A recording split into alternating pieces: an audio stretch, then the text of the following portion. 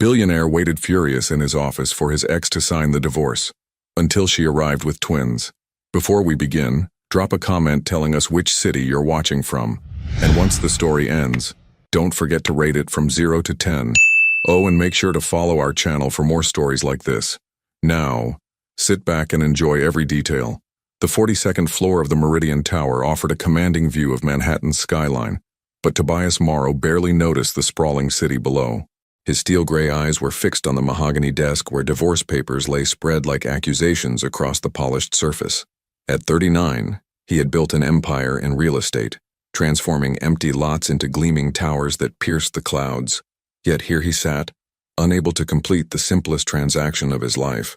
Tobias ran his fingers through his dark hair, the silver threads at his temples catching the afternoon light. His tailored charcoal suit hung perfectly on his 6'2" frame, every detail meticulously crafted, from his Italian leather shoes to the platinum watch that had been ticking away the minutes for the past hour. He embodied power and control, yet today, waiting for Ilara, he felt anything but in control. The intercom buzzed. "Mr. Morrow, your 3 o'clock appointment has arrived." His jaw tightened. 3 years. 3 years since they had separated, and still, the divorce remained unsigned. His legal team had been pressuring him for months to finalize everything. His mother called it unseemly to leave such matters unresolved. His business partners questioned his judgment, yet something had always held him back, some stubborn part of him that refused to close that particular door. Tobias stood and straightened his tie, a habit from his nervous days before he had learned to command every room he entered. The reflection in the floor-to-ceiling windows showed a man who had everything, except the ability to let go of the one woman who had ever truly mattered. "Send her in," he said, his voice steady despite the storm brewing in his chest. The door opened, and his assistant stepped aside. For a moment, Tobias expected to see the Ilara he remembered, the woman with beautiful green eyes and auburn hair, who used to laugh at his terrible jokes and challenge him in ways that made him a better man. But the woman who entered his office was different, stronger perhaps. There was a quiet confidence in her posture that hadn't been there before, a certainty that came from facing life's hardest challenges alone. Ilara Quintana had always been beautiful, but at 32, she possessed a grace that took his breath away. Her auburn hair was pulled back in a simple ponytail, revealing the elegant line of her neck. She wore a navy dress that was professional yet somehow soft, paired with comfortable flats instead of the heels she used to favor. Her green eyes, those eyes that had once looked at him with such love, now held a mixture of determination and something else he couldn't quite identify. "Hello, Tobias," she said, her voice carrying the same melodic quality that had drawn him to her at a charity gala 7 years ago. "Ilara," he gestured to the chair across from his desk. "Please sit. I know this has taken longer than either of us wanted." She remained standing, her hands clasped in front of her. "Actually, there's something I need to get from my car first. Something important." His brow furrowed. This wasn't how he had imagined this conversation would go. He had prepared for anger, for accusations about his delays, for the final bitter words that would close their chapter forever. He hadn't prepared for mystery. What could be so important that it couldn't wait until after we sign these papers? Ilara's lips curved into the faintest smile, but it didn't reach her eyes. "Trust me, Tobias. After 3 years of waiting, you can give me 5 more minutes." She turned to leave, pausing at the door. "Oh, and you might want to clear your schedule for the rest of the afternoon. This conversation is going to take longer than you think." The door closed behind her with a soft click, leaving Tobias alone with his confusion and a growing sense that his carefully ordered world was about to be turned completely upside down. He stared at the divorce papers, then at the door she had just walked through. In all his years of negotiations, of high-stakes deals worth billions, he had never felt so unprepared for what was coming next. Outside his window, the city continued its relentless pace, but time seemed suspended in his office. Whatever Ilara needed to retrieve from her car, whatever had put that look of quiet determination in her eyes, Tobias knew with absolute certainty that nothing would ever be the same again. What secret could Ilara be hiding that would change everything Tobias thought he knew about their separation? Tobias paced behind his desk, his usual composure cracking with each passing minute. He had built his fortune on reading people, on anticipating their moves before they made them. But Ilara had always been different. Even during their marriage, she had possessed an ability to surprise him that both thrilled and terrified him. The sound of the elevator chiming in the distance made him freeze mid-step. His heart hammered against his ribs as footsteps approached his office door. Not just one set, but what sounded like several.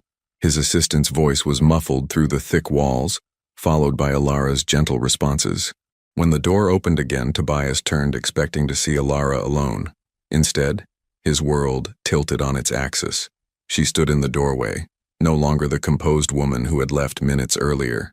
Now she looked nervous, protective, as she maneuvered a double stroller into his pristine office. Two small faces peered up at him from beneath matching blue caps, faces that made his breath catch in his throat. The boys couldn't have been more than 2 or 3 years old, with dark hair that caught the light exactly like his own, and eyes that were unmistakably familiar. The one on the left had Alara's button nose, while the other possessed the strong jawline that Tobias saw in his mirror every morning. They were beautiful, perfect, and absolutely impossible. Alara. His voice came out strangled, barely above a whisper. What? Who are they? She closed the door behind her and moved the stroller closer, her hands trembling slightly as she knelt beside the children. Tobias, I'd like you to meet Oliver and Sebastian, your sons. The words hit him like a physical blow. He gripped the edge of his desk, his knuckles white against the dark wood. My sons? That's impossible. We separated 3 years ago, and they're obviously not. They're 2 years and 5 months old. Alara interrupted, her voice steady despite the tears threatening to spill from her eyes. I found out I was pregnant 2 weeks after you moved out. 2 weeks after you changed your phone number and had your assistant screen all my calls. Oliver, or was it Sebastian, began to fuss, and Alara immediately reached for him, lifting him from the stroller with practiced ease. The child settled against her shoulder, his tiny hand fisting in her hair. The gesture was so natural, so maternal, that it made Tobias's chest ache with a longing he didn't understand. I tried to tell you, she continued, her voice growing stronger. I called your office dozens of times, I sent emails, I even came here once, but security wouldn't let me up. You made it very clear that you wanted nothing to do with me. Tobias sank into his chair, his mind reeling.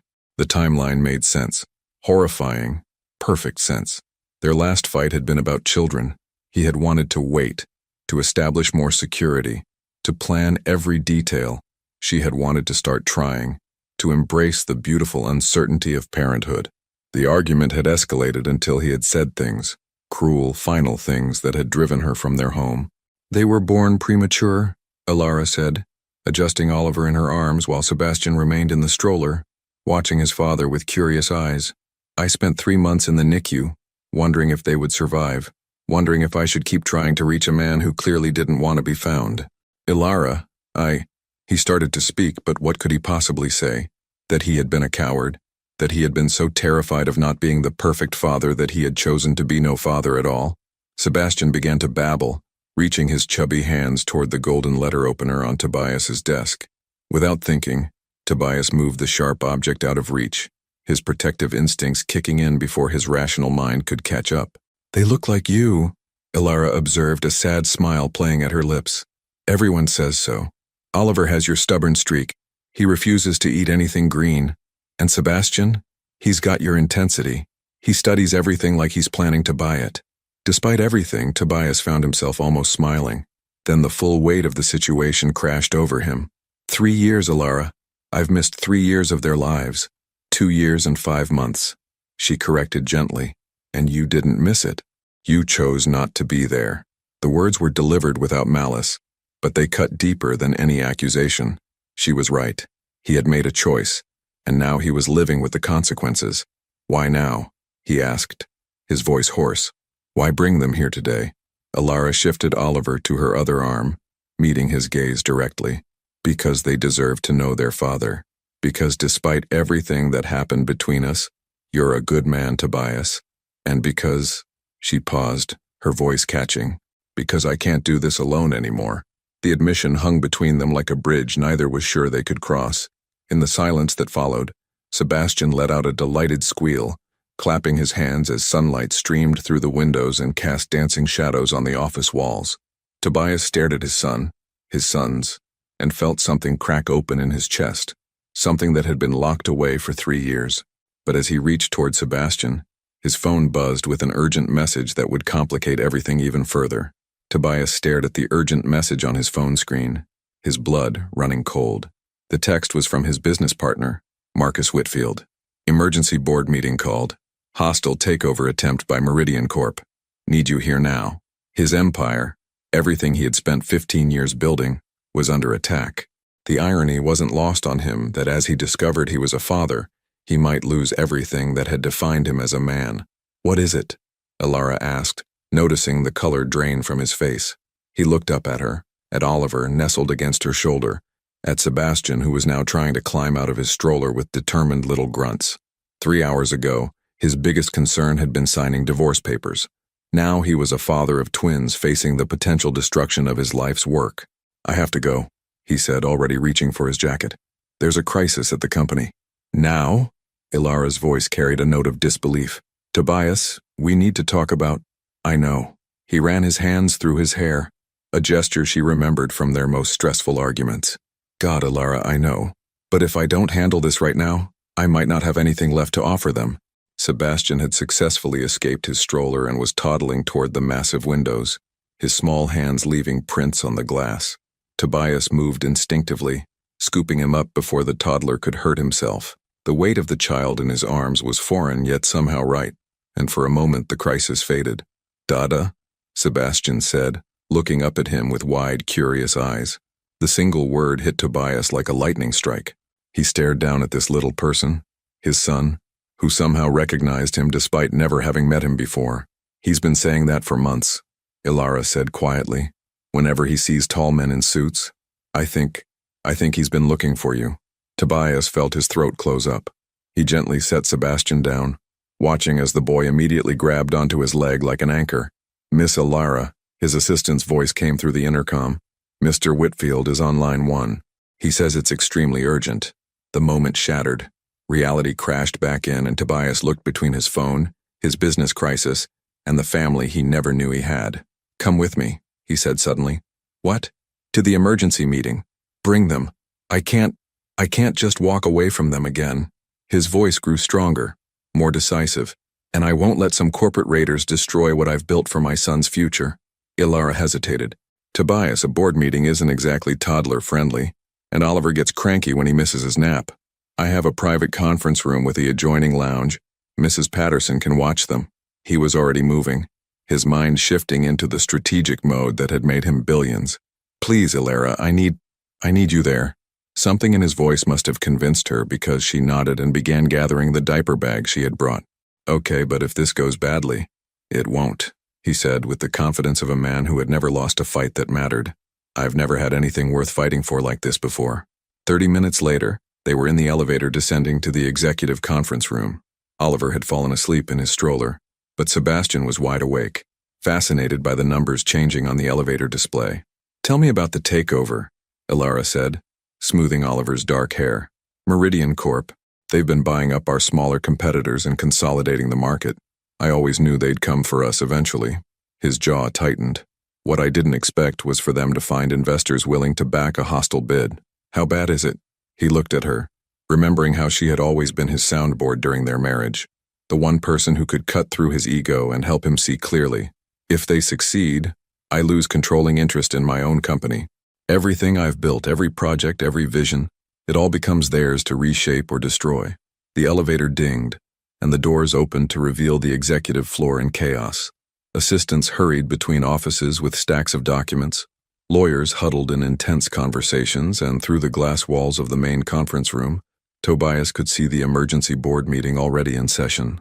Mr. Morrow, his head of security, approached. The board members are getting impatient. Mr. Whitfield has been trying to stall, but I'm here now, Tobias said, his voice cutting through the noise. He turned to Ilara. Mrs. Patterson will take you and the boys to the executive lounge. There are toys there from when board members bring their grandchildren. Ilara caught his arm as he started to leave. Tobias, he turned back to her. Fight for what matters, she said simply. He looked down at Sebastian, who was reaching for him, and at Oliver, still sleeping peacefully. Then he looked at Ilara, the woman he had loved and lost, who had carried his children alone while he hid behind walls of pride and fear. I intend to, he said. As he walked toward the conference room where his enemies waited, Tobias Morrow felt something he hadn't experienced in years. He was fighting not just for himself but for the future of the family. He was just beginning to understand he couldn't live without. But the sight that greeted him through the conference room glass made his steps falter. Sitting at his own boardroom table was someone he never expected to see again, someone whose presence changed everything. Through the glass walls of the conference room, Tobias saw a face that made his blood turn to ice. Sitting at his own mahogany table, wearing an immaculate navy suit and a smile that had once charmed investors out of millions, was Victoria Ashford, his former business partner, former lover, and the woman who had tried to destroy him 5 years ago. Victoria looked exactly as he remembered, platinum blonde hair styled in a perfect chignon, piercing blue eyes that missed nothing, and the kind of polished beauty that graced magazine covers. She had aged gracefully, her 38 years evident only in the subtle lines around her eyes when she smiled, a smile that had once convinced him she loved him before she attempted to steal his company and run off with his biggest client. "Sir?" Marcus Whitfield appeared at his elbow, sweat beading on his forehead despite the air conditioning. "The board is waiting. We need to move fast. They've already made their opening offer." Tobias straightened his tie, his mind racing. Victoria's presence wasn't a coincidence. She was Meridian Corp's secret weapon, the inside knowledge that made their takeover bid so precisely targeted. "Give me 2 minutes with my family," he said, surprising himself with how naturally the word family rolled off his tongue. "Then I'll end this." He walked to the executive lounge where Mrs. Patterson, his assistant of 15 years, was sitting on the floor building blocks with Sebastian, while Oliver napped on the leather couch. Ilara stood by the window, her arms wrapped around herself as she watched the city below. "That's quite a view," she said without turning around. "Ilara." He moved to stand beside her, close enough to catch the familiar scent of her vanilla perfume. "There's something I need to tell you about what's happening in there."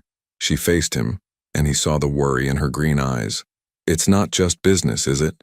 The woman leading this takeover attempt. Her name is Victoria Ashford. We have history." Ilara's expression didn't change, but he caught the slight tightening around her eyes. "What kind of history?" "We were partners once, in business, and—" He ran a hand through his hair. "She was in my life before you, Ilara, before I knew what love actually meant. She tried to steal your company before, didn't she?" Ilara's voice was quiet but sharp. "I remember you mentioning her once, early in our marriage. You said she taught you never to mix business with personal feelings." Tobias nodded, impressed as always by her intuition. 5 years ago she nearly succeeded, cost me $50 million and almost destroyed my reputation. Now she's back, and she knows exactly where to hit me where it hurts. Sebastian toddled over, pulling on Tobias's pant leg. Without thinking, Tobias lifted him up, and the boy immediately began playing with his father's tie. "Why are you telling me this?" Ilara asked. "Because if I lose this fight, if she takes my company, I won't have anything to offer you. To offer them."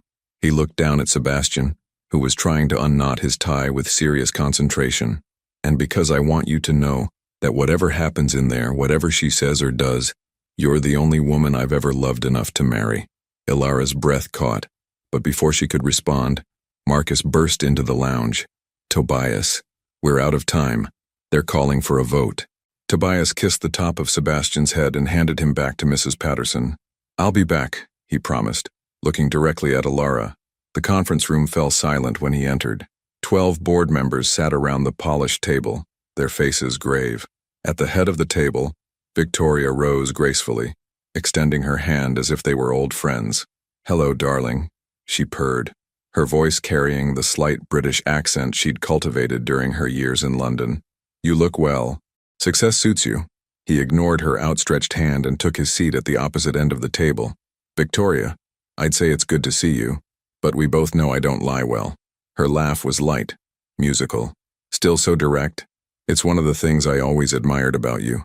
"Cut the act," he said coldly. "What do you want?" "What I've always wanted, Tobias. What should have been mine from the beginning." Her blue eyes hardened. 51% of Morrow Enterprises. The offer was bold, precisely calculated to give her controlling interest while leaving him with just enough to feel the sting of defeat. Around the table, he could see some board members wavering. Victoria had always been persuasive. "The offer is generous," said board member Catherine Mills. "Meridian Corp is promising to retain all current employees and honor existing contracts." "Of course they are," Tobias replied. Until the ink is dry. Then what, Victoria? You gut the company, sell off the profitable divisions and leave the rest to rot? I prefer the term restructuring, Victoria said smoothly. We live in different times now, Tobias. Your romantic approach to business isn't sustainable in today's market. My romantic approach has built this company from a single office to a billion-dollar enterprise. Yes, but at what cost? Victoria's voice softened with false sympathy. I heard about your divorce, darling. All those years building an empire while your marriage crumbled. Was it worth it? The question hit its mark, but not in the way Victoria intended. Tobias thought about Alara in the next room, about Oliver and Sebastian, about the family he had almost lost forever because he had prioritized exactly what Victoria was accusing him of: success over love. You're right, he said, surprising everyone in the room. I did make mistakes. I did put business before the people I cared about. But that's changing. Victoria's smile faltered slightly. This wasn't the response she had expected, which is why, Tobias continued, standing slowly, I'm not going to let someone who understands neither love nor loyalty anywhere near my company. He pressed a button on the conference table's control panel. The room screens lit up with documents, financial records, and email chains. Ladies and gentlemen, meet the real Victoria Ashford, the woman who embezzled $3 million from Ashford Holdings before fleeing to Europe. The woman who's been systematically buying Morrow Enterprises stock through shell companies for the past 18 months. And the woman who's been feeding inside information to our competitors. Victoria's face went white as the evidence mounted on the screens around them. How did you, she began, get this information? Tobias smiled coldly. I've had investigators watching you since the moment you set foot back in New York 6 months ago. Did you really think I'd forget what you were capable of? The room erupted in murmurs as board members studied the evidence. Victoria's carefully constructed facade began to crumble, but as security moved to escort her from the building, Victoria stood and delivered one final blow that changed everything. Congratulations on winning this battle, darling. But you might want to ask your lovely ex-wife why she really came to see you today, because I know something about dear Alara that you don't. Victoria's words hung in the air like poison, and Tobias felt the ground shift beneath his feet. Around the conference table, board members exchanged uncomfortable glances, sensing the personal drama unfolding before them. You have 30 seconds to explain yourself before security removes you, Tobias said, his voice dangerously quiet. Victoria smoothed her skirt and smiled with the satisfaction of someone playing her final devastating card. Tell me, darling, did sweet Alara mention why she waited 3 years to tell you about the children? Why she chose today, of all days, to bring them here? Because she tried to reach me and I wouldn't take her calls, Tobias replied, but uncertainty crept into his voice. Oh, she tried to reach you, certainly, but not for the reasons you think. Victoria pulled out her phone and scrolled through what appeared to be a series of photographs. 6 months ago, your ex-wife came to see me in London. The room went dead silent. Tobias felt his heart stop. That's impossible, he said. But even as the words left his mouth, he remembered something.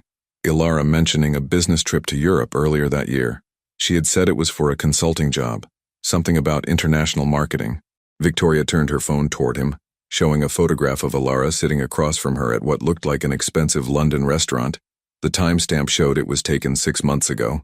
She was quite desperate, actually, Victoria continued, her voice dripping with false sympathy. Struggling financially, you see. The medical bills from the premature births, the ongoing therapy costs for little Sebastian. He has developmental delays, doesn't he?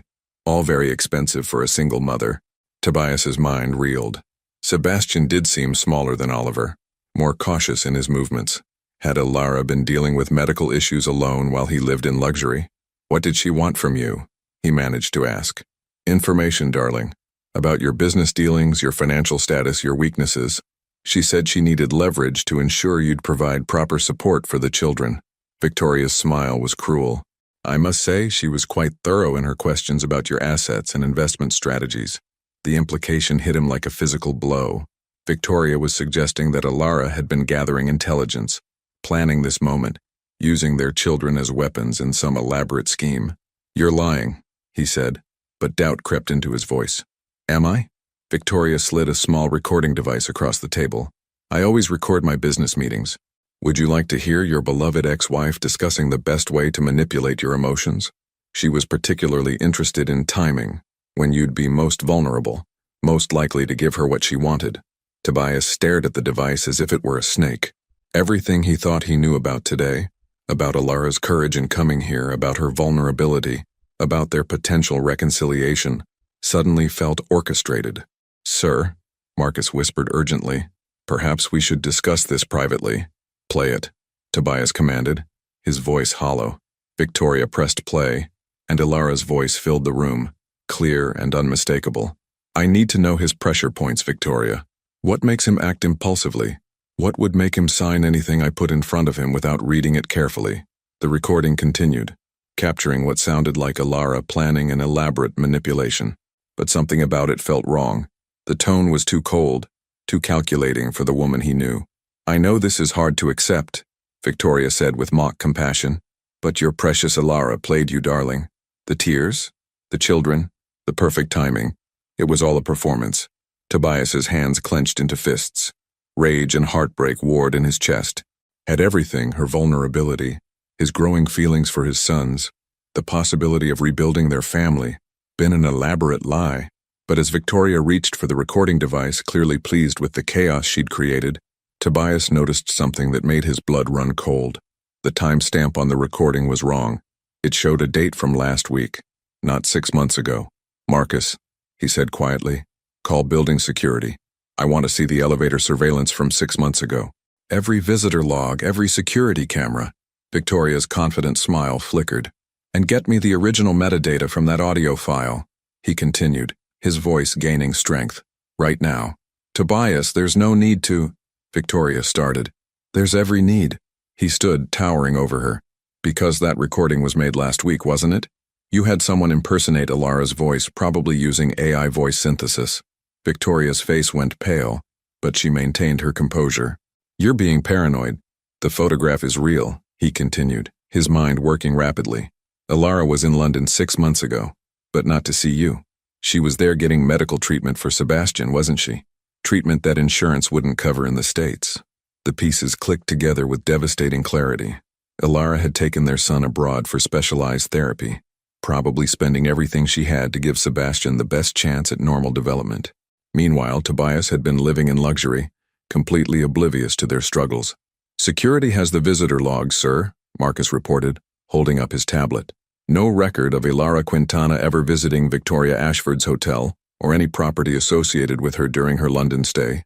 Victoria's mask finally slipped, revealing the desperation beneath. "It doesn't matter. The fact remains that she waited 3 years. To protect our children from discovering their father was a coward," Tobias finished. "To protect them from the kind of person who would abandon his family when they needed him most." He turned to face the board members who had witnessed this ugly scene. "Meeting adjourned. Mrs. Ashford's offer is rejected unanimously. Security will escort her from the premises." As security moved toward Victoria, she made one last desperate attempt. "You'll regret this, Tobias. She doesn't love you, she never did. She's only here for your money." But Tobias was already walking toward the door, his only thought reaching the lounge where Alara waited with their children. He had to explain, had to apologize, had to somehow undo the damage that 3 years of pride and fear had created. He pushed open the lounge door to find Alara packing the diaper bag with quick, efficient movements. Oliver was in his stroller, fully awake now, while Sebastian sat on the floor playing with blocks. All three looked up when he entered, and the expression on Alara's face told him everything. She had heard every word through the thin walls. "Alara, please," he started. "We should go," she said quietly, not meeting his eyes. "The boys need dinner, and it's clear we've complicated your day enough." The distance in her voice was worse than any accusation. She believed he had doubted her even for a moment. As she lifted Sebastian into his stroller, Tobias realized that Victoria's greatest victory wasn't the failed takeover. It was the seed of doubt she had planted between him and the woman he was only just beginning to love again. Tobias watched helplessly as Alara secured Oliver and Sebastian in their stroller, her movements precise and controlled, the same way she used to organize their closet when she was upset during their marriage. She was building walls again, brick by brick, and he could see his family slipping away before he'd even had the chance to truly find them. "Alara, please don't go. Not like this." She finally looked at him, and the pain in her green eyes made his chest ache. "What would you like me to say, Tobias? That I understand why you believed her even for a moment? That it's okay that you thought I was capable of using our children as pawns?" I didn't believe her, he said desperately. I knew something was wrong with that recording from the beginning. I was just... You hesitated. The words were quiet but devastating. For 30 seconds you looked at me and wondered if I was lying to you, if everything about today was some elaborate con. Sebastian reached up from his stroller, making grabbing motions toward Tobias. The little boy's simple gesture of trust made the moment even more painful. "Dada," Sebastian said again, and Ilara's composure finally cracked. "Don't," she whispered, tears threatening. "Don't make this harder than it already is." Tobias knelt down in front of the stroller, bringing himself to eye level with his sons. Oliver was chewing on a small stuffed elephant, but Sebastian was watching him with those intense eyes that mirrored his own. "How bad is it?" he asked quietly. Sebastian's condition. Ilara's hand stilled on the stroller handle. "What?" Victoria mentioned developmental delays. Medical bills. "Is that why you were in London?" She was quiet for so long that he thought she wouldn't answer. When she finally spoke, her voice was barely above a whisper. "He was born at 28 weeks. Both of them were, but Sebastian had more complications. Respiratory distress, feeding issues, muscle tone problems." She touched Sebastian's cheek gently. "The doctors here said he might always be behind, that we should just accept it. But there was a specialist in London, Dr. Hartwell. He developed a new therapy protocol that was showing remarkable results." Tobias felt his throat close. "How much did it cost?" "It doesn't matter." "Ilara, how much?" She met his eyes defiantly. $200,000, plus living expenses for 3 months while he received treatment. The number hit him like a physical blow. While he had been buying handmade Italian suits and vintage wines, she had been selling everything she owned to save their son. "My grandmother's jewelry," she continued, her voice stronger now, as if confessing the truth was liberating. "The car. I sold the engagement ring you gave me, emptied my savings account, took a second mortgage on my house. I would have sold my soul if it meant giving Sebastian a chance at a normal life." Tobias closed his eyes, overwhelmed by the magnitude of what she had endured alone. "Did it work? The treatment?" A small smile crossed her face as she looked down at Sebastian, who was now trying to unbuckle himself from the stroller. 6 months ago, doctors said he might never walk properly. Look at him now. Sebastian had indeed managed to free himself and was standing beside the stroller, gripping the edge for balance but supporting most of his own weight. It was a miracle that Tobias had almost missed entirely. "I could have helped," he said, his voice thick with regret, "if you had been able to reach me. But I couldn't reach you," she interrupted. "Your assistant had very clear instructions. No calls from Ilara Quintana, no messages, no exceptions. The accusation hung between them." She was right. He had made it impossible for her to contact him, so determined had he been to move on with his life. "Why didn't you take me to court? For child support, for acknowledgement of paternity? You had every right." "Because I didn't want your money out of obligation." Her voice grew fierce. "I wanted them to know their father because he chose to be in their lives, not because a judge forced him to write checks." The strength in her voice, the fierce protectiveness, made him remember why he had fallen in love with her in the first place. Ilara had always been a fighter, but she fought for others, never for herself. "I'm choosing now," he said urgently. "I'm choosing to be their father. I'm choosing to be in their lives. I'm choosing you." She shook her head, tears finally spilling over. "It's not that simple, Tobias. You can't just decide to be a family because it's convenient now. They need stability, not a father who's going to disappear the moment things get difficult." "I won't disappear. How can I believe that?" The question was raw, desperate. "You disappeared from our marriage when things got hard. You disappeared when I needed you most. What makes this time different?" Before he could answer, Sebastian toddled toward him, stumbling slightly but determined. Without thinking, Tobias reached out to steady him, and the little boy grabbed his hand with surprising strength. "Different," Sebastian said clearly, looking up at his father. It was the first word other than "Dada" that Tobias had heard him say, and the timing was so perfect, so impossibly meaningful, that all 3 adults froze. "Did he just—" Tobias began. "That's his newest word," Ilara said, wonder creeping into her voice despite everything. "He's been saying it all week whenever something changes. Different toy, different food, different place." Tobias looked down at Sebastian, who was still gripping his hand and smiling up at him with complete trust. In that moment, he understood what his son was trying to tell him. This was different.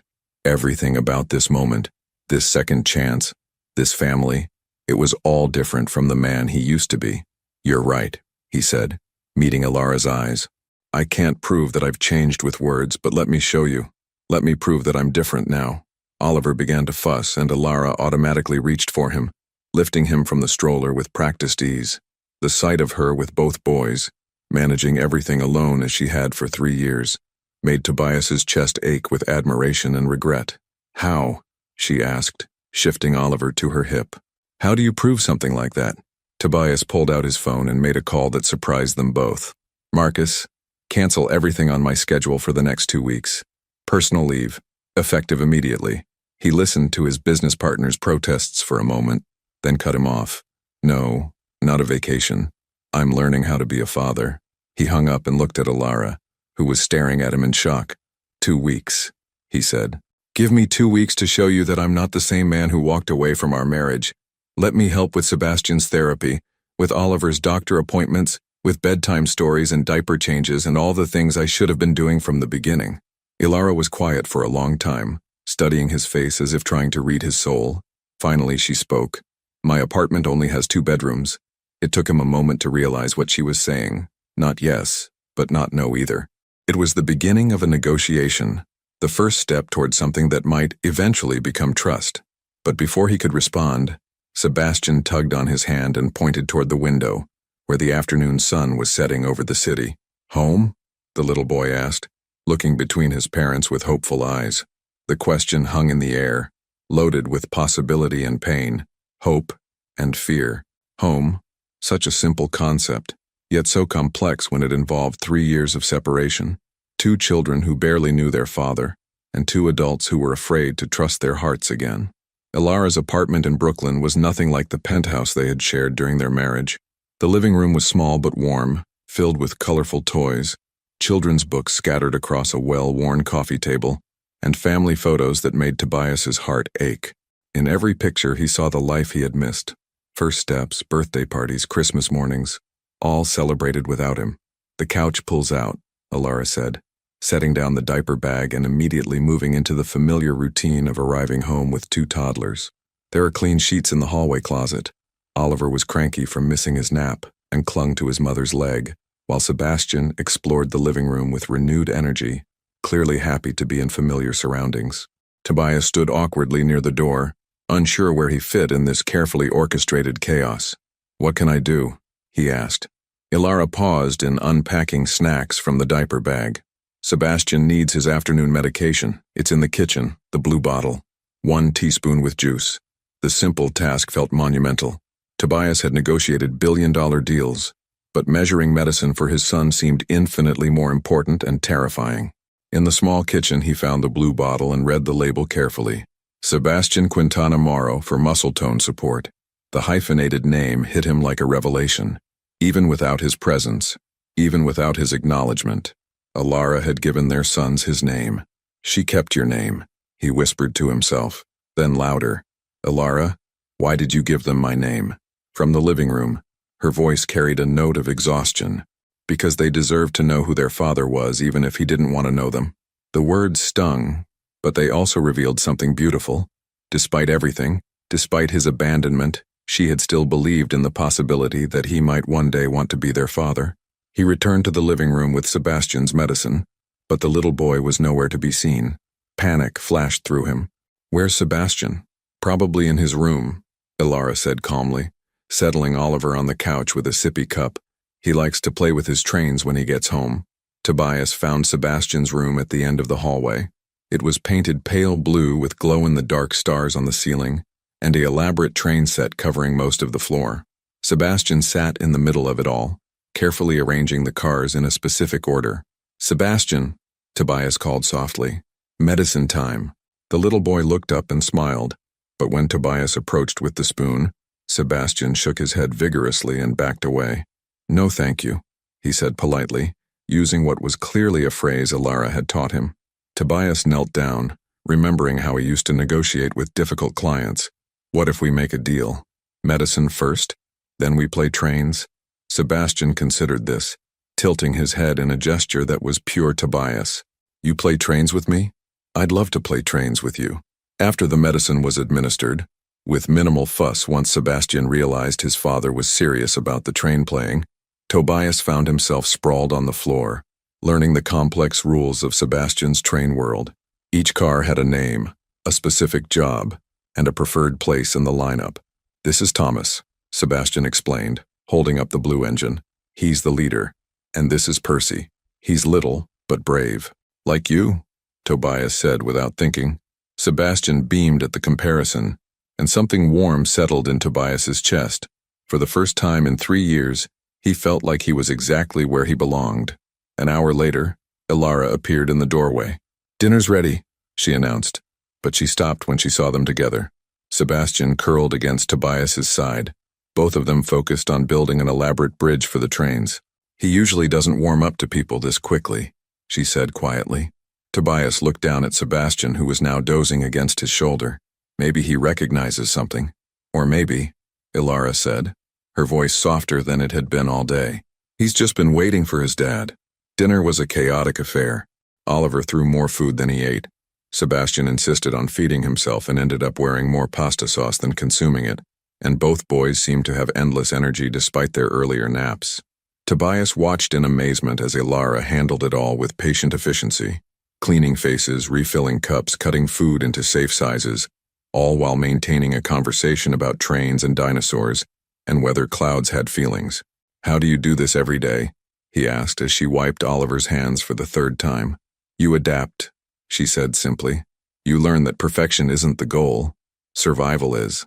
After dinner, it was bath time, and Tobias discovered that 2 wet toddlers in a small bathtub created more chaos than he had ever imagined possible. Sebastian loved the water and wanted to stay in forever, while Oliver was ready to get out the moment he was clean. Managing both their needs simultaneously required a level of multitasking that made running a corporation seem simple. "Don't let Sebastian drink the bathwater," Ilara called from the hallway where she was gathering pajamas. "He thinks it's hilarious, but it's not exactly sanitary." Too late. Sebastian had already taken a gulp and was grinning at his father with mischievous delight. "Sebastian," Tobias said sternly, but he couldn't keep the smile out of his voice. "Bathwater is not for drinking. Tastes like bubbles," Sebastian replied, completely unrepentant. By the time both boys were clean, dressed in pajamas, and settled for bedtime stories, Tobias was exhausted in a way he had never experienced. Physical tiredness from his morning workouts was nothing compared to the mental and emotional energy required to care for 2 small children. "Are you having second thoughts?" Ilara asked as they stood in the hallway between the boys' rooms. He looked at her, really looked at her. Her hair was escaping from its ponytail.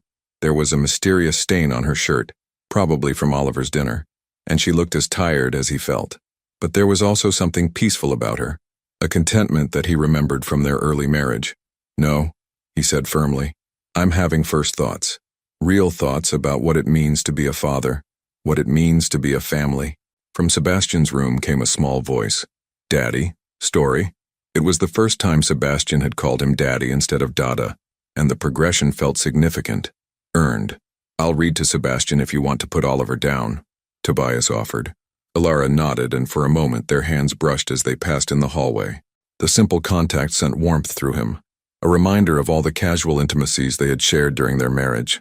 Small touches, brief kisses, the comfort of simply being near each other. Sebastian's chosen book was about a little train that could, and as Tobias read about the engine's determination to climb the mountain, he couldn't help but see parallels to their situation. The little train that said, I think I can, until he finally reached the top of the mountain and declared triumphantly, I thought I could. Can we climb mountains, Daddy?"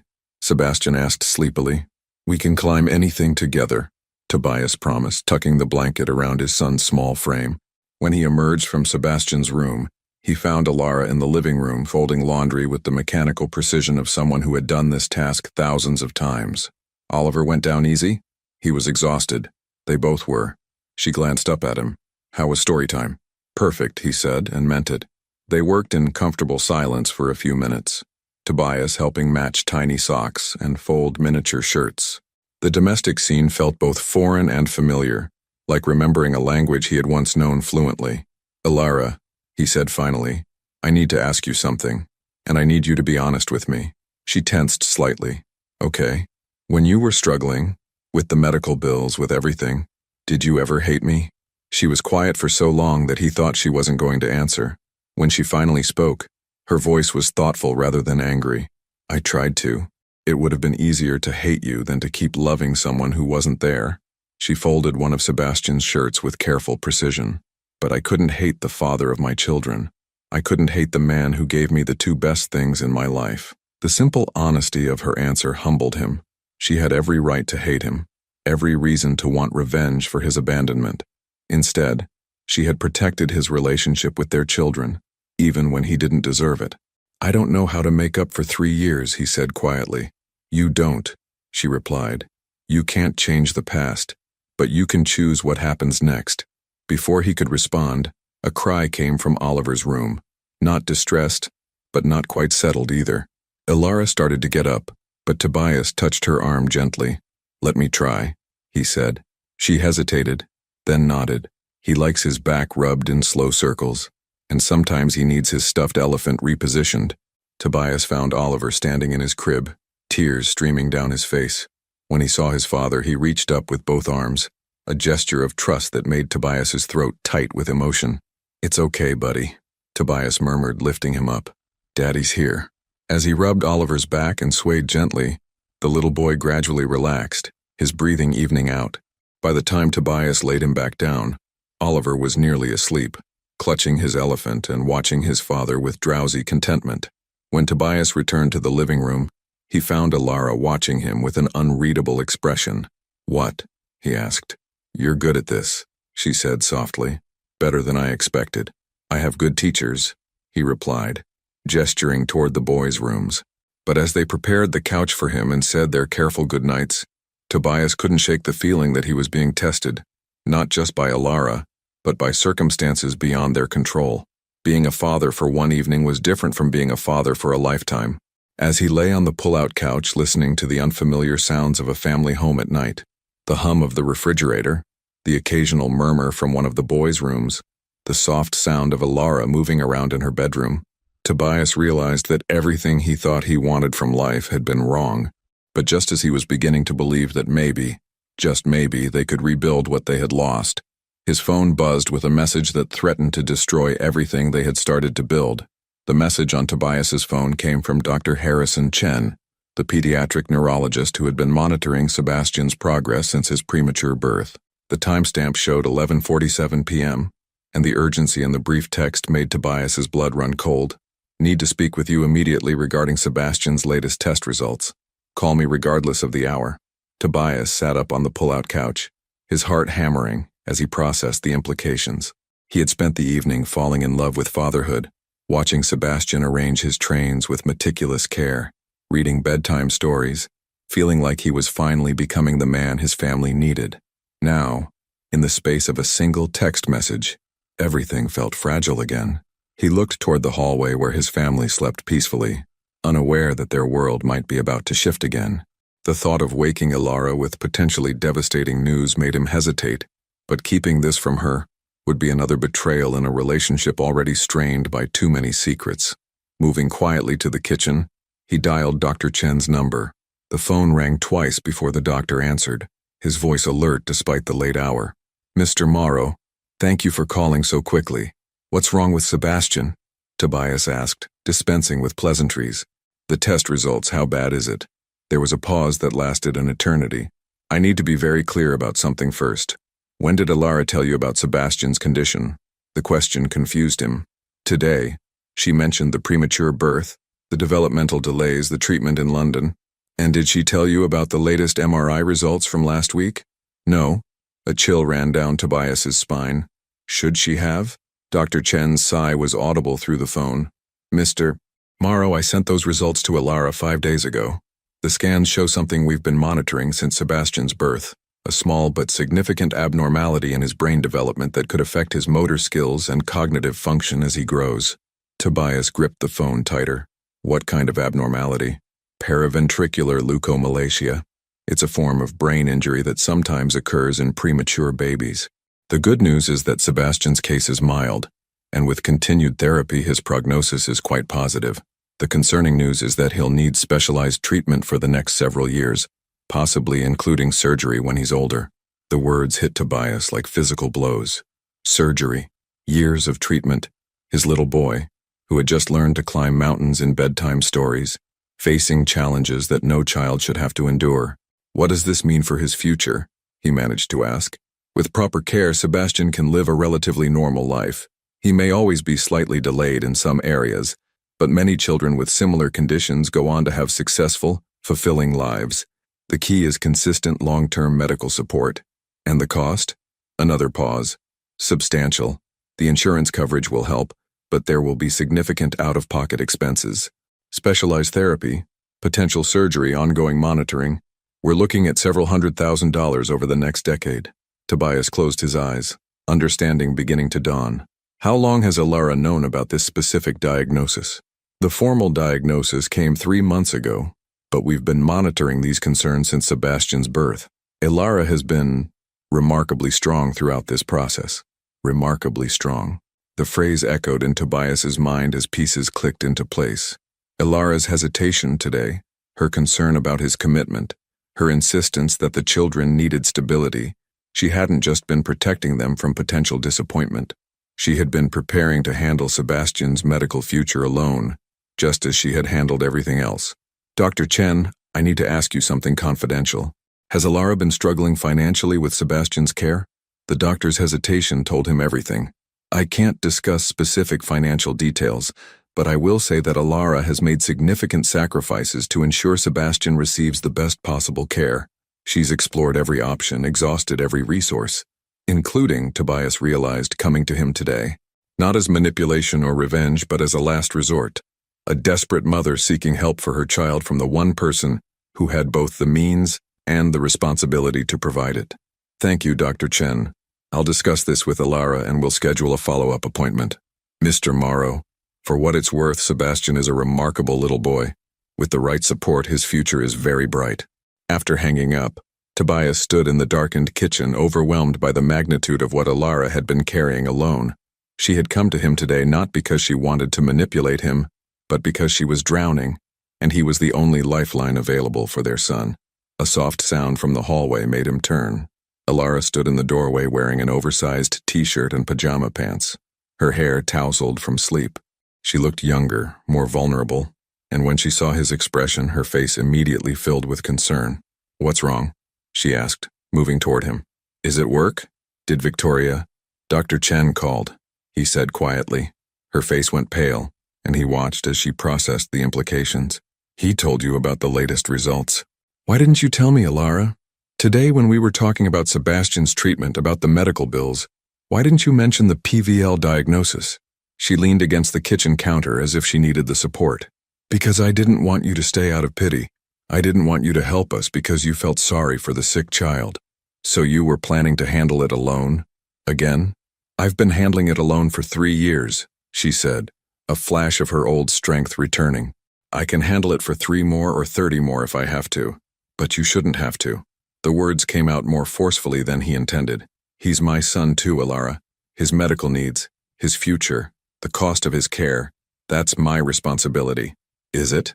The question was soft but devastating.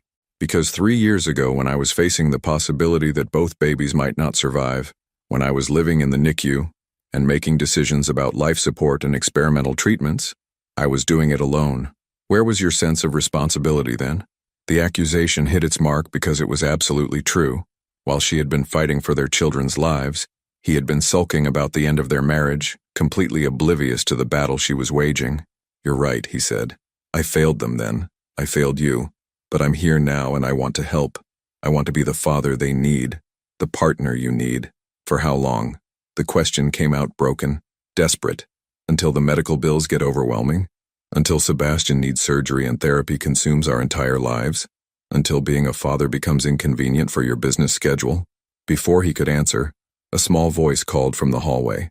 Mommy? Daddy? They both turned to see Sebastian standing in the doorway, his hair sticking up in impossible directions, clutching his stuffed train to his chest. He looked between his parents with sleepy confusion. What's wrong? He asked, his young voice carrying a wisdom that broke Tobias's heart. Alara immediately moved to him, kneeling down to his level. Nothing's wrong, baby. Mommy and Daddy were just talking. You look sad. Sebastian observed, reaching up to touch his mother's cheek. Tobias watched this exchange and felt something crack open inside his chest. This little boy, his son, was facing challenges that would test him for years to come, yet he was more concerned about his mother's tears than his own problems. "Can I tell you something, Sebastian?" Tobias said, kneeling down beside Alara. Sebastian nodded solemnly. "Sometimes grown-ups have big feelings, just like you do, and sometimes we need to talk about important things that affect our family. But you know what never changes? What? How much Mommy and Daddy love you. No matter what happens, no matter what challenges we face, that love never goes away." Sebastian considered this with the seriousness of a much older child. Even if I'm different? The question revealed so much that despite his young age, Sebastian understood he wasn't like other children, that he faced challenges others didn't. It also revealed how carefully Alara had been protecting him, helping him feel loved and valued despite his differences. "Especially because you're different," Tobias said, his voice thick with emotion. "Different can be wonderful, Sebastian. Different can be brave and strong and special."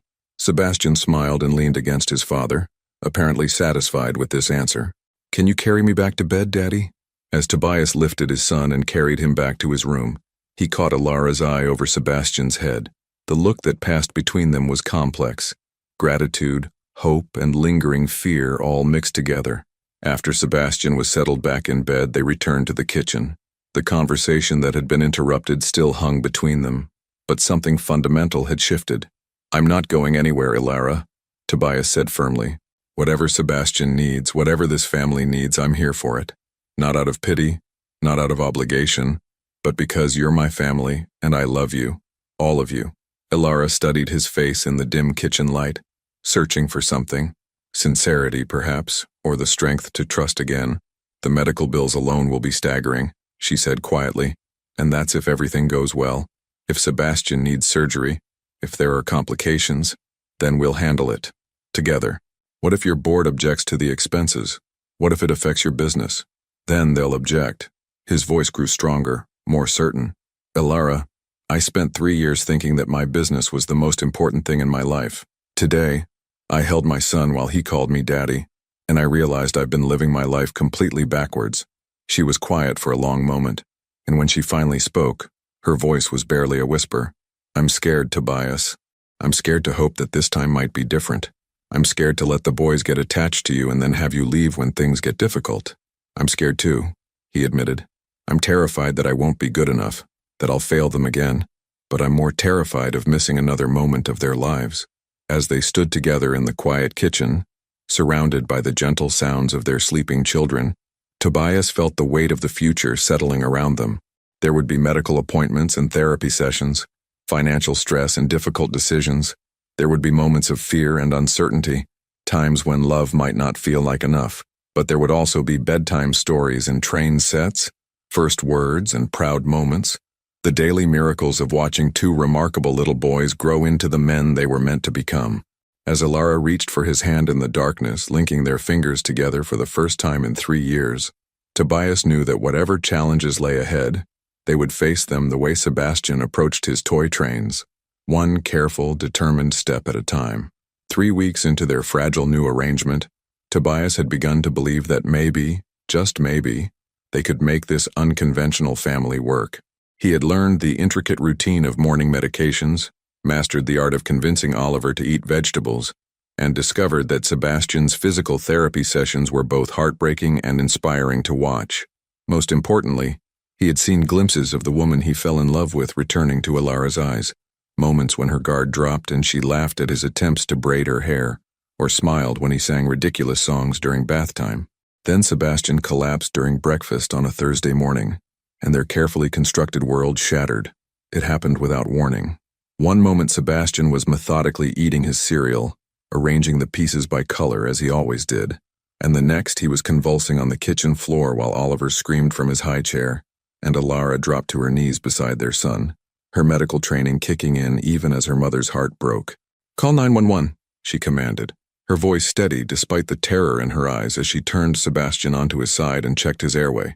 Tobias had faced boardroom crises, hostile takeovers, and million-dollar disasters, but nothing had prepared him for the helpless panic of watching his child's body betray him. His hands shook as he dialed, his voice cracking as he gave the dispatcher their address. "How long has he been seizing?" the dispatcher asked. 2 minutes, Ilara called out, her eyes never leaving Sebastian's face. "Maybe 3. Is he breathing?"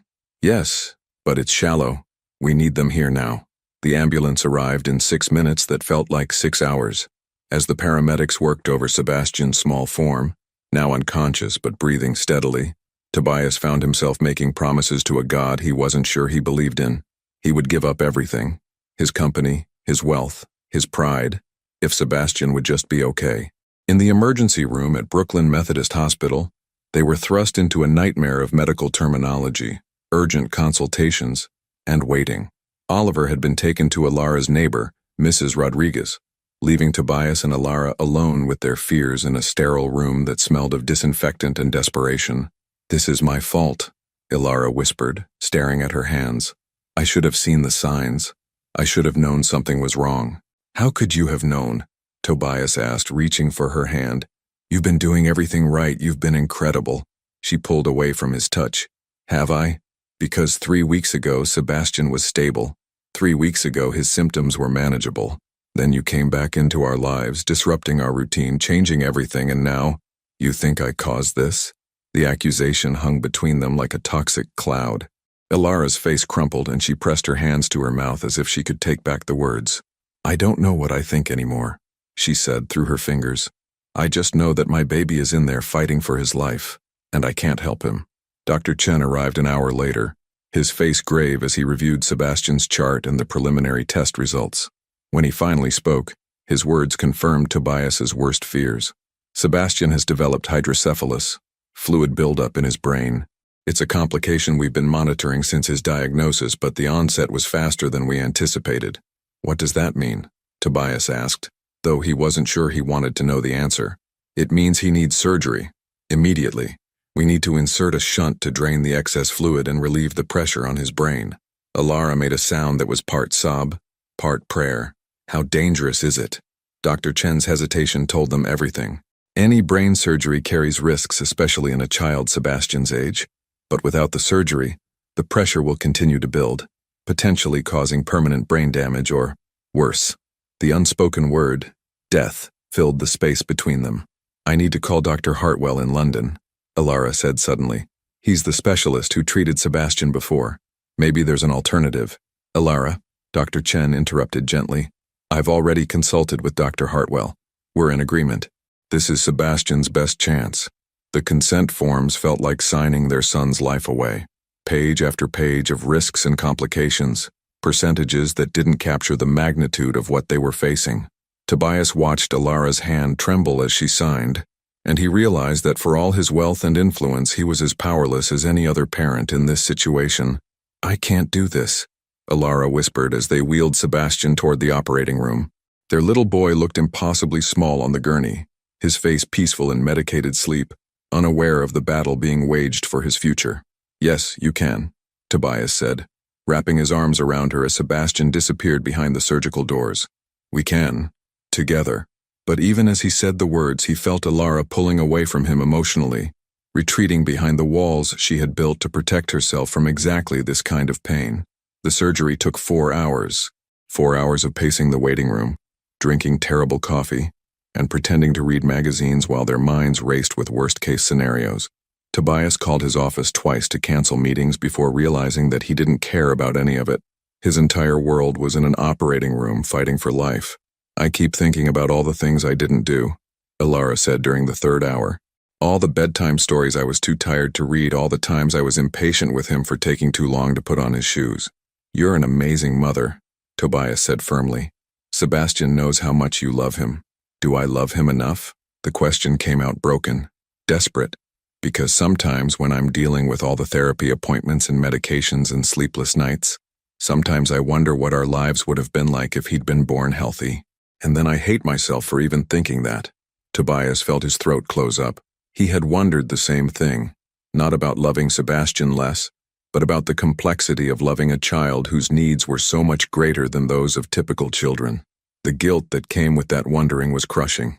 "That doesn't make you a bad mother," he said. "That makes you human." When Dr. Chen finally emerged from the surgical suite, still in his scrubs. His expression was carefully neutral. Tobias and Ilara stood simultaneously, bracing themselves for news that would either save or destroy them. "The surgery went well," he said, and Ilara's knees buckled with relief. Tobias caught her, holding her steady as Dr. Chen continued. "We've successfully placed the shunt, and the initial pressure readings are very encouraging. Sebastian's brain function appears to be unaffected. Can we see him?" Ilara asked, tears streaming down her face. "He's in recovery now. He'll be sedated for several more hours, but yes, you can see him shortly." As they followed a nurse down the hallway toward the pediatric ICU, Tobias felt a strange mixture of relief and foreboding. Sebastian had survived the immediate crisis, but the future remained uncertain. More surgeries might be necessary. The shunt could malfunction. Their son would face challenges for the rest of his life. But when they saw Sebastian lying in the hospital bed, pale but breathing steadily, his small chest rising and falling with mechanical precision, Tobias felt something solidify inside him. This was his son, his family. Whatever came next, whatever challenges they faced, he would be here for all of it. "I want to stay with him tonight," Ilara said, settling into the chair beside Sebastian's bed. "We'll both stay," Tobias corrected. She looked at him with eyes that held a mixture of gratitude and something else. Fear, perhaps, or resignation. "Tobias, I need to tell you something." The serious tone of her voice made his stomach clench. "What is it?" "Before Sebastian's surgery, I called a lawyer. I started the process to have you legally recognized as the boy's father, to establish formal custody arrangements and child support." The words hit him like a physical blow. Why? Because if something had happened to Sebastian today, if he hadn't survived the surgery, I wanted to make sure Oliver would have his father. I wanted to make sure there were legal protections in place, that you couldn't just walk away again when things got difficult. Tobias stared at her, processing the implications. Even in the midst of the crisis, even while facing the possibility of losing one child, she had been thinking about protecting the other. The depth of her strength and foresight humbled him. "And if I had said no? If I had refused to sign the papers?" Ilara's smile was sad, knowing. "Then I would have known that everything these past 3 weeks was just you playing house until the novelty wore off." The accusation stung because 3 weeks ago it might have been true. 3 weeks ago he might have been attracted to the idea of family without fully understanding the weight of responsibility that came with it. "I'll sign whatever papers you need," he said. "But not because you're forcing me to. Because Sebastian is my son and Oliver is my son and you are." He paused, searching for words that could capture the complexity of what she meant to him. "You are the strongest, most remarkable woman I've ever known, and I'm grateful that you're willing to let me be part of this family." As they sat vigil beside their son's hospital bed, watching machines monitor his vital signs and waiting for him to wake up, Tobias realized that this was what love really meant. Not the grand gestures or passionate declarations, but the quiet commitment to show up for the hard days, to hold each other's fears, to choose each other again and again, even when everything felt uncertain. When Sebastian's eyes finally fluttered open 12 hours later, the first word he spoke was barely a whisper. "Daddy?" And Tobias knew with absolute certainty that no boardroom victory, no business triumph, no amount of wealth could ever compare to the simple miracle of being there to answer, "I'm here, buddy. Daddy's here." 6 months after Sebastian's surgery, Tobias stood in the conference room of Morrow Enterprises, facing the most important decision of his life. But this time it wasn't about mergers or acquisitions. It was about choosing between the empire he had built and the family he couldn't imagine living without. The emergency board meeting had been called by his investors, led by his former mentor, Charles Whitmore, whose weathered face showed disappointment as he slid a folder across the mahogany table. "These are Sebastian's medical expenses for the past 6 months, Charles said gravely. $1.2 million, Tobias. And according to Dr. Chen's projections, we're looking at another 2 to 3 million over the next 5 years. Around the table, board members shifted uncomfortably. These were men and women who had supported Tobias through every business challenge. But the personal had become very public when Sebastian's surgery had required emergency funds from the company's medical benefits program. "Your personal obligations are affecting the company's bottom line," added board member Margaret Foster, her voice not unkind but firm. "The shareholders are beginning to ask questions." Tobias remained standing, his hands clasped behind his back as he studied the faces around the table. People who had been colleagues, friends, allies. Now they were looking at him as if he had become a liability. "What are you asking me to do?" he said quietly. Charles opened another folder. We're prepared to offer you a generous buyout package. You keep your personal assets, your investment portfolio, enough to ensure comfortable lives for your family. But you step down as CEO and sell your controlling interest in the company. You're forcing me out. We're offering you a choice. Margaret corrected. Continue down this path, bankrupting yourself and potentially the company for one child's medical needs, or accept that sometimes love means making practical decisions. The words hit him like a physical blow. Practical decisions. 6 months ago he might have agreed with them. 6 months ago he might have seen Sebastian's medical needs as a burden rather than simply part of loving his son. I need time to consider this, he said. You have until tomorrow morning, Charles replied. The vote is scheduled for 9 a.m. Tobias left the building in a daze. As his driver navigated the familiar streets toward Brooklyn, he thought about the man he had been when this all started. Someone who measured worth in stock prices and quarterly reports, who believed that success meant accumulation and control. He found Alara at Sebastian's physical therapy session, watching their son work with determination that made Tobias's chest tight with pride. 6 months post-surgery, Sebastian was exceeding every expectation. He walked with barely noticeable hesitation. His speech had improved dramatically, and his cognitive development was progressing beautifully. The little boy who had once struggled to climb stairs now navigated the therapy equipment with confidence. Look, Daddy, Sebastian called out, successfully completing a balance exercise that had been impossible just months before. I did it. You sure did, buddy, Tobias said, scooping him up for a hug. Over Sebastian's head, he met Alara's eyes and saw the question there. She could read his mood like she always had. After therapy, they picked up Oliver from daycare and headed home to the house Tobias had bought for them 3 months ago, a modest but comfortable place in Park Slope with a backyard where the boys could play safely. It wasn't the penthouse mansion of his former life, but it was filled with something more valuable: laughter, crayon drawings on the refrigerator, and the chaos of a real family. The board met today, he told Alara as they prepared dinner together, a routine that had become sacred to him. Her hand stilled on the vegetables she was chopping. And they want me to choose, the company or the family. Alara set down her knife and turned to face him fully. What did you tell them? That I needed time to think. She studied his face with the intensity that had first attracted him to her 7 years ago. Do you need time to think? The question hung between them, loaded with the weight of everything they had been through. In the living room, they could hear Sebastian reading a story to Oliver, his voice patient and gentle as he helped his younger brother with the difficult words. 3 years ago, I thought losing you was the worst thing that could happen to me, Tobias said. I convinced myself that if I just built the company bigger, made more money, achieved more success, the emptiness would go away. Did it work? For a while, I thought it did. But the night Sebastian had his surgery, sitting in that waiting room, I realized that none of it mattered. The money, the power, the recognition, all of it was meaningless compared to the possibility of losing him.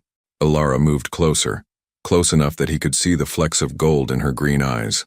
So what's your answer? I don't know how to be anything other than successful, he admitted. I don't know who I am without the company, without the achievement. You're Sebastian and Oliver's father, she said simply. You're the man who learned to braid hair and read bedtime stories. You're the person who sleeps on our couch 3 nights a week because Sebastian has nightmares and needs you there. You're the man I'm falling in love with all over again. The word stopped his heart. In 6 months of rebuilding their relationship, of learning to be a family, she had never said anything about love. They had been careful, cautious, taking things day by day. Alara, I know we haven't talked about it, she continued, her voice stronger now. I know we've been focused on the boys, on Sebastian's recovery, on just figuring out how to be in the same room together. But somewhere between that first night when you stayed up with Oliver's fever, and last week when you carried Sebastian to bed after his therapy session, I realized that I never stopped loving you. I just stopped believing that we could make it work. And now I think we're both different people than we were 3 years ago. Better people. Stronger people. She reached for his hands. The question is, do you believe we can make it work? Before he could answer, Sebastian appeared in the doorway, his small face serious. Daddy, are you going away again? The question came from a place of deep intuition that children possessed. Sebastian couldn't have understood the business discussion, but he had sensed the tension, the possibility of loss. Tobias knelt down to Sebastian's level. Why would you ask that, buddy? You look sad. And sometimes when people look sad, they go away. The simple honesty of the observation broke something open in Tobias's chest. He thought about all the times in his life when he had chosen the easier path, the safer option, the decision that protected his pride rather than his heart. "Sebastian, can I tell you something important?" The little boy nodded solemnly. "Sometimes grown-ups have to make big decisions about what's most important to them.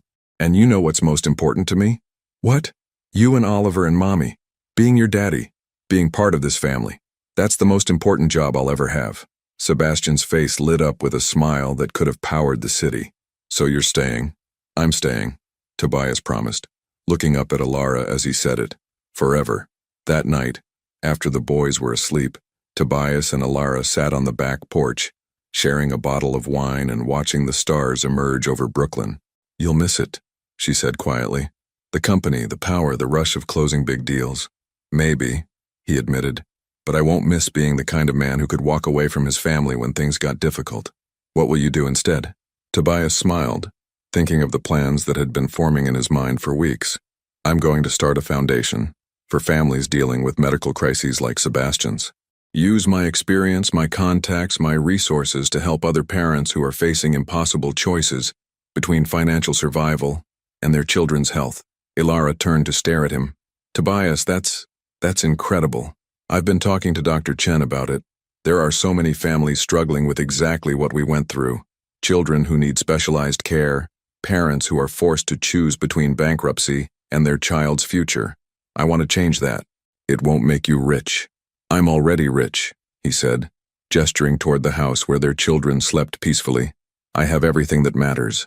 As if summoned by their conversation, Oliver's cry came through the baby monitor. Alara started to get up, but Tobias touched her arm gently. "Let me," he said. In Oliver's room, he found his younger son standing in his crib, tears streaming down his face from a bad dream. The moment Oliver saw his father, he reached up with both arms, seeking comfort. "It's okay, buddy," Tobias murmured, lifting him up. "Daddy's here." As he rocked Oliver back to sleep, Tobias thought about the board meeting tomorrow, about the choice he would have to announce. It should have been difficult, should have required agonizing consideration of pros and cons. Instead, it was the easiest decision he had ever made. The next morning, wearing a simple suit instead of his usual designer attire, Tobias walked into the Morrow Enterprises conference room for the last time as CEO. The board members were already assembled, their faces expectant and slightly sympathetic, as if they knew what his decision would be. "Gentlemen, ladies," he began, standing at the head of the table where he had presided over countless meetings, "I want to thank you for everything we've accomplished together. This company has been my life for 15 years. Charles nodded approvingly, clearly expecting resignation. "Which is why," Tobias continued, "it's time for me to have an actual life." He placed his resignation letter on the table, along with the paperwork transferring his shares to the employee stock ownership plan he had secretly been developing. "I'm not selling to outside investors," he announced. "I'm giving my controlling interest to the people who actually built this company, the employees. Every person who works here, from the janitors to the senior executives, will now own a piece of what they help create every day." The room erupted in shocked murmurs. Charles looked apoplectic. "Tobias, you can't be serious. You're giving away billions." "I'm investing in something more valuable than money," Tobias interrupted. "I'm investing in the belief that success isn't measured by what you accumulate, but by what you give back." As he walked out of the building, ignoring the protests and demands for reconsideration, Tobias felt lighter than he had in years. His phone buzzed with a text from Alara.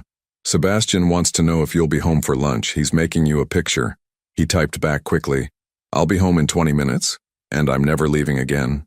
Standing on the sidewalk outside the building that had defined his identity for so long, Tobias looked up at the sky and felt something he hadn't experienced since he was a child. Absolute certainty that he was exactly where he belonged.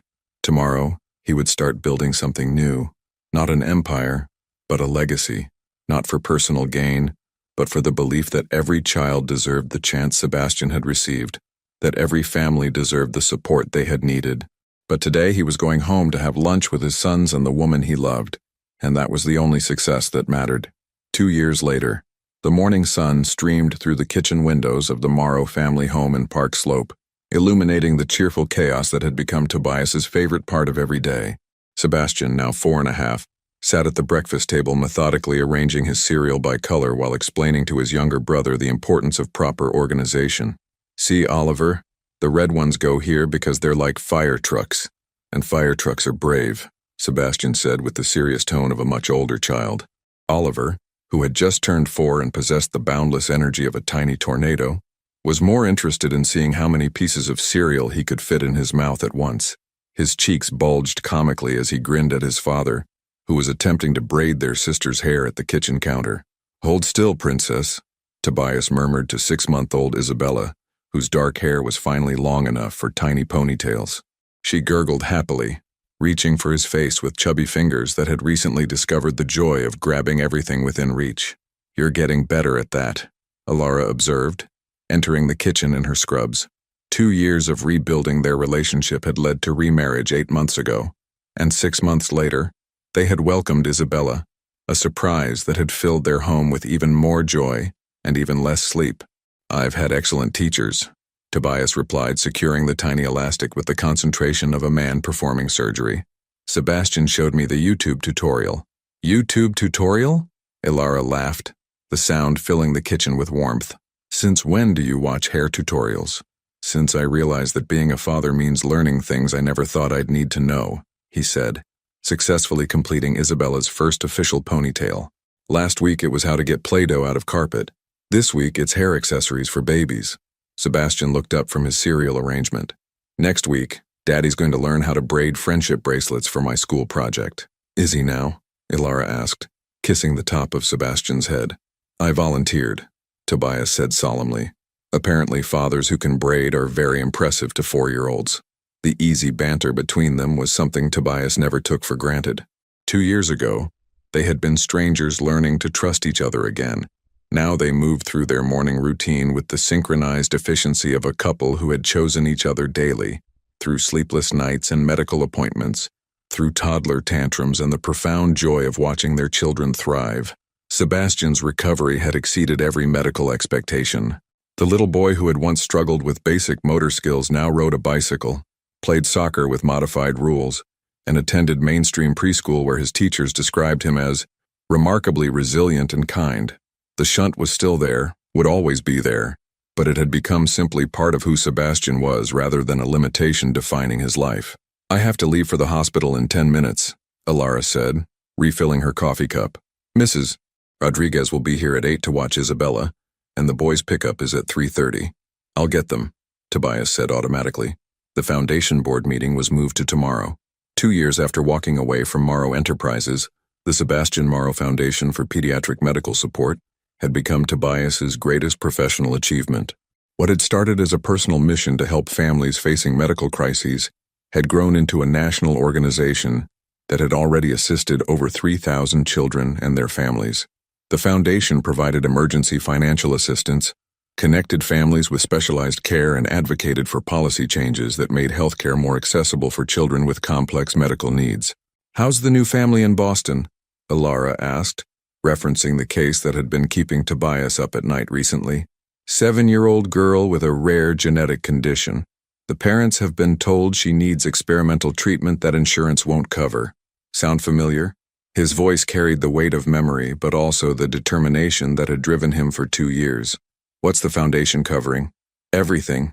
Treatment, travel expenses, lodging for the family during the 6-month protocol. Dr. Hartwell in London is consulting on the case." Ilara paused in packing her lunch, looking at him with the expression that still made his heart skip beats. "You know what I love most about what you do now?" "What?" "You're not just changing one family's life. You're changing how the system works for everyone." It was true. The foundation's advocacy work had already led to changes in insurance coverage requirements in 12 states. Tobias had testified before Congress twice, sharing Sebastian's story and arguing for legislative changes that would prevent families from facing impossible choices between financial ruin and their children's health. "Speaking of changing lives," Tobias said, settling Isabella in her high chair and handing her a soft toy, "I got a call yesterday from Marcus." "Marcus from your old company?" "The employee stock ownership plan has made everyone millionaires. Turns out that when people own the company they work for, they're incredibly motivated to make it successful." Ilara smiled. So you're saying that giving away your billion-dollar company was a good investment? Best decision I ever made, he said, then corrected himself. Second best decision I ever made. What was the first? Coming to that divorce meeting 2 years ago instead of sending my lawyer. The reminder of how they had started this journey made them both quiet for a moment. So much had changed since that day when Tobias had expected to finalize their divorce, and instead discovered he was a father. Sebastian's initial health crisis, the hostile takeover attempt, Victoria's manipulations, the surgery that had tested their fragile reunion, all of it felt like a lifetime ago. Daddy, Oliver said, climbing down from his chair and tugging on Tobias's shirt. Can you come to show and tell today? I want to show my friends my daddy. The simple request made Tobias's throat tight with emotion. Oliver, who had no memory of life before his father's return, took for granted what had once seemed impossible. A dad who was present, involved, available for the small moments that mattered most. What time is show and tell, buddy? After lunchtime. Mrs. Peterson says I can bring something special to share with the class. And you want to bring me? Oliver nodded enthusiastically. Because you're the most special thing I have. Ilara pressed her hand to her mouth, her eyes filling with tears. Even after 2 years, moments like these could overwhelm them with gratitude for what they had found together. I'll be there, Tobias promised, lifting Oliver up for a hug. I wouldn't miss it. As Ilara prepared to leave for her shift at Brooklyn Methodist, where she had returned to nursing after taking time off during Sebastian's recovery, she paused to watch her family. Tobias was now feeding Isabella while simultaneously helping Sebastian sound out words from his favorite book and listening to Oliver's elaborate plans for show and tell. The scene was chaotic and beautiful, exactly the kind of life she had dreamed of during those long, lonely years as a single mother. I love you, she said, kissing Tobias goodbye with the same intensity she had felt as a newlywed, but with the deeper appreciation that came from nearly losing it all. I love you too, he replied. All of you. Always. After Ilara left for work, Tobias settled into the morning routine that had become sacred to him. Sebastian's physical therapy exercises in the living room, during which Oliver tried to copy every movement. Isabella's tummy time on a blanket, while both boys provided commentary on her progress. The careful administration of Sebastian's medications, now reduced to just 2 daily doses that barely registered as an inconvenience. At 10 o'clock, his phone rang with a call that had become routine but never lost its significance. Good morning. This is Dr. Chen's office calling with Sebastian's quarterly appointment reminder. Thank you, Tobias said. We'll see you next Wednesday at 2 o'clock. And Mr. Morrow, Dr. Chen asked me to tell you that Sebastian's latest scans continue to show excellent progression. The shunt is functioning perfectly, and his developmental markers are all within normal ranges. Each positive report felt like a small miracle. 2 years ago, they had been told to prepare for a lifetime of challenges. Today, Sebastian was thriving in ways that defied every dire prediction. That afternoon at Oliver's preschool show and tell, Tobias sat in a tiny chair surrounded by curious 4-year-olds as his son proudly introduced him to the class. This is my daddy, Oliver announced with the confidence of someone presenting a priceless treasure. He used to have a really big building with his name on it, but now he helps sick kids get better. And he makes the best pancakes in the whole world. And he never goes away, even when things are hard. The teacher, Mrs. Peterson, smiled as the other children asked questions about Tobias's work with the foundation. He found himself explaining, in preschool appropriate terms, how sometimes families needed help when their children were sick, and how grown-ups could work together to make sure no child had to go without the care they needed. So you're like a superhero? Asked a little girl named Emma. No, Oliver corrected seriously. He's better than a superhero. He's a daddy. That evening, as they sat around the dinner table, all 5 of them together, healthy and whole, Tobias reflected on the man he had been 2 years ago. That version of himself would have found this life impossibly small, would have felt suffocated by the routine of family dinners and bedtime stories and weekend trips to the park. Now he couldn't imagine anything more expansive than this love, more successful than this happiness. Daddy, Sebastian said, breaking into his thoughts. I have something to tell you. What's that, buddy? Sebastian's face was serious, the way it got when he was processing something important. At school today, Tommy said his daddy travels for work all the time and misses lots of stuff. And I told him that my daddy used to be like that, but now he chooses to stay home with us. And what did Tommy say? He said he wishes his daddy would choose that too. Sebastian paused, considering his words carefully. It made me feel sad for Tommy, but also really happy for us. Across the table, Ilara's eyes met Tobias's, and in that look was the acknowledgement of what they had built together. Not just a family, but a way of living that prioritized presence over prestige, connection over conquest. Later that night, after the children were asleep and he and Ilara were cleaning up the kitchen together, Tobias's phone buzzed with an email that made him stop mid-rinse. "What is it?" Ilara asked, noticing his expression. "An invitation to speak at the World Economic Forum about family-centered business practices. They want me to keynote a session on redefining success in corporate leadership. Will you do it?" Tobias considered the opportunity, a chance to share Sebastian's story, to advocate for policies that supported working families, to influence other business leaders who might be struggling with similar choices. "Only if you and the kids can come with me.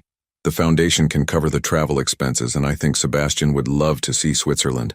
Ilara smiled, the expression that had captured his heart 7 years ago and continued to inspire him every day. "I think that sounds perfect." As they finished the dishes and prepared for bed, Tobias thought about the speech he might give at the forum. He would talk about the night Sebastian was born prematurely, about the years he had missed while building an empire, about the morning his son had called him daddy for the first time. He would share the truth he had learned, that success without family was just expensive loneliness, that power without love was just elaborate emptiness. But mostly he would talk about choice, the daily decision to show up, to be present, to choose love over fear, connection over control, family over everything else that the world insisted was more important. Standing in the doorway of Isabella's nursery, watching his daughter sleep peacefully in her crib, Tobias felt the weight and wonder of responsibility settle around him like a blessing. 3 children who trusted him completely, a wife who had given him a second chance he had never deserved, a life filled with ordinary moments that felt extraordinary because they were shared. He thought about the man who had sat in a conference room 2 years ago, furious about signing divorce papers, completely unaware that his life was about to begin.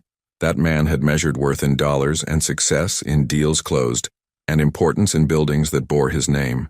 This man measured worth in bedtime stories and scraped knees kissed better, and the sound of his children laughing. This man knew that success was Sebastian reading his first book independently, Oliver's proud announcement at Show and Tell, Isabella's first smile when she saw his face. As he turned off the lights and headed toward the bedroom where Ilara waited, Tobias whispered a prayer of gratitude for the woman who had never stopped believing in the possibility of family, even when he had given up on it entirely. Tomorrow would bring new challenges, foundation work that mattered, children who needed him, a marriage that required daily tending. But tonight, surrounded by the quiet peace of his sleeping family, Tobias Morrow knew with absolute certainty that he had found the only success that truly counted, a life built on love, sustained by choice, and measured in moments that money could never buy. In the end, the billionaire who had expected to sign divorce papers had discovered something far more valuable than any fortune. He had found his way home. What choice would you have made in Tobias's position? The empire you built or the family you discovered? Share your thoughts in the comments below. Your participation means a lot to the channel. Please share your thoughts in the comments. Thank you for watching. If you enjoyed the story, please subscribe to our channel and leave a comment below letting us know what you thought. Your feedback and support mean a lot to us. Stay tuned for more exciting stories.